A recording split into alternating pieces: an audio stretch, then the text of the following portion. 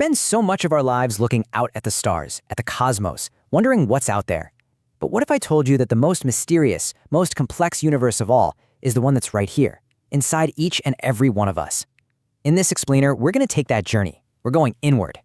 So let's start with this really wild idea, this fundamental paradox of being human. We are, at the exact same time, both the conscious mind that sees the world and the incredible biological machine that is being seen. And this duality, it's really at the heart of everything. I mean, think about it. On one hand, you have the observer, the part of us that builds skyscrapers, writes poetry, and shapes the entire planet. But on the other hand, you have the observed, this whole universe of organs just humming along with a wisdom that is completely, totally hidden from our own conscious mind. Yeah, this quote just nails it, doesn't it? We live with this profound split. There's the public version of you that you show the world, and then there's this vast, private, internal reality that you only ever get hints of through these vague feelings of being sick or feeling great. And what's really mind-blowing is that our place in the cosmic scale isn't some random accident. We're sort of perfectly suspended right between the tiniest atom and the biggest star. Our very size is dictated by the speed of our own nerve impulses, which is about 50 meters per second. I mean, if we were the size of mountains, our thoughts would be too slow to react to anything. And if we were the size of mice, our metabolism would burn so fast that high intelligence probably never would have evolved. We're just right. Okay, so if we have this whole inner world, how does it actually protect itself from everything else? Well, it all starts with the first line of defense, our skin, the fortified frontier. Think about it. Your skin isn't just skin. It's a living, breathing fortress wall. It's totally impermeable to water and gas, and its whole job is to defend our liquid inner world from the dry cosmic universe on the outside. It even has its own weapons, destroying microbes with glandular secretions. It really is a closed world, rigorously separated from everything else. But like any fortress, right, it has to have gateways. Our face is covered in these little antennae, all these receptor organs that are sensitive to pressure and heat and pain, constantly sending reports about the outside world. And then you've got the actual openings, the mouth and nostrils. This is where the armor changes. It's here that the internal frontier really begins, guarded by these super delicate mucous membranes. Now here's a thought that might break your brain a little. Our skin on the outside covers about 2 square meters.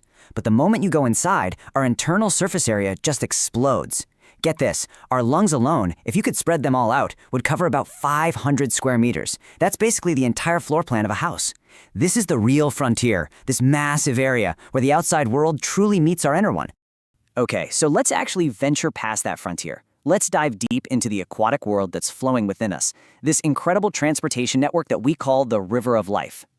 You see, our tissues don't actually live in the air we breathe. They're more like little marine animals, just existing in this warm, organic liquid of blood plasma and lymph. It's like an internal ocean, kind of like seawater, but way, way richer, and it's always circulating.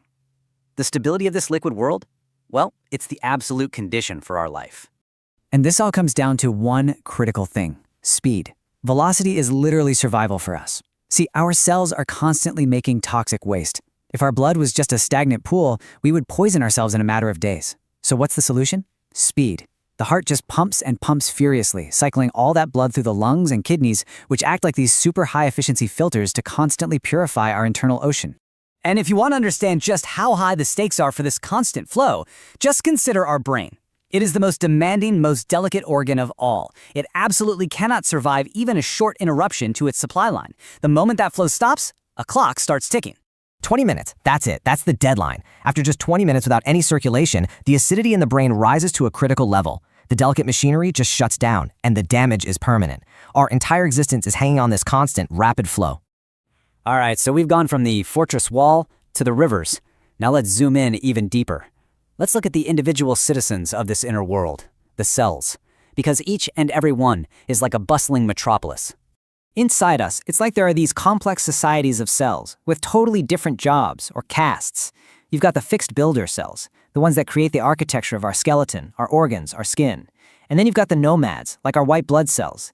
These guys are amazing. They crawl through our tissues like tiny octopuses, hunting down and literally devouring dead cells and any foreign invaders. And if you could zoom in on just one of those citizens, you'd find it's not just a simple drop of jelly like people used to think. No way. The cell is an intricate machine, a whirlwind of constant activity. It's truly a city in a drop.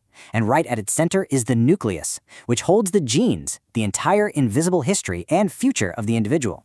One of the most incredible things these little cellular cities do is, well, it's basically alchemy. They take something totally foreign, say the protein from a piece of beef or some wheat, and through digestion, they chemically dismantle it into its most basic building blocks, these amino acids. This whole process completely erases any trace of what it used to be. And then, our body takes those neutral blocks and builds brand new proteins that are specifically, uniquely human. It literally turns the alien into the self. Okay, deep breath. Let's zoom all the way back out. After seeing the frontiers and the rivers and these incredible cellular cities, we can finally see how it all comes together to form this one indivisible whole. Because in the end, a person isn't just some bag of organs and fluids and cells, right? We are a unity. And it's a unity that doesn't just exist in space, but also in time. Our entire history is written in our genes, and our past is carved into our memories.